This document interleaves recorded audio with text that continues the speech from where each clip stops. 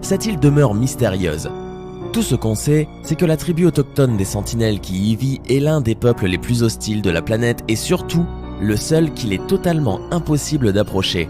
Les habitants de cette île interdisent en effet aux étrangers de s'approcher à coups de tirs d'arc et de lances. Et cette situation dure depuis plus de 60 000 années. Les Sentinelles sont considérés comme les derniers êtres humains sur Terre à ne pas avoir été influencés par l'urbanisation.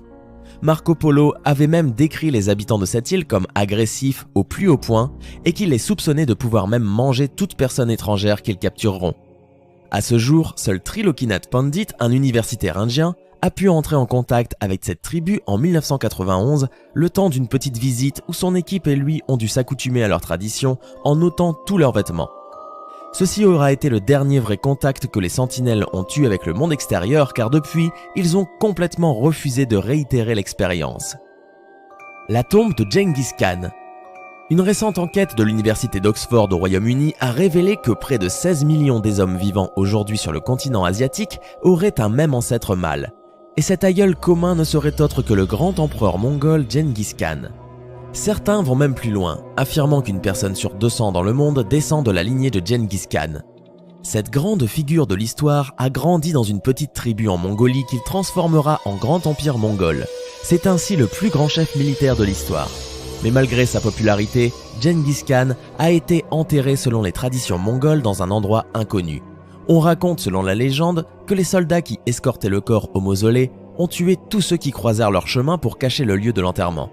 Une fois la tombe construite, les esclaves qui la construisirent furent massacrés et les soldats qui les tuèrent furent tués à leur tour. Une autre légende locale raconte qu'une rivière aurait été détournée pour passer au-dessus de sa tombe, la cachant ainsi à jamais, ou encore que le lieu de la tombe aurait été piétiné par 10 000 chevaux et qu'on aurait planté des arbres au-dessus. Tant de spéculations qui cultivent le mystère autour de la tombe de Genghis Khan et que Albert Hugh Minlin, un chercheur en sciences, a tenté de percer en 2011 en rassemblant une équipe de volontaires pour chercher la tombe impériale au sommet du mont Burkhan Khaldun. Le tout en utilisant des techniques modernes, sans véritable succès. Beaucoup d'expéditeurs continuent à ce jour leur recherche du tombeau. Varosha. Désormais ville fantôme, Varosha était autrefois un quartier prisé de la ville de Famagoust à Chypre et une station balnéaire bâtie en 1972.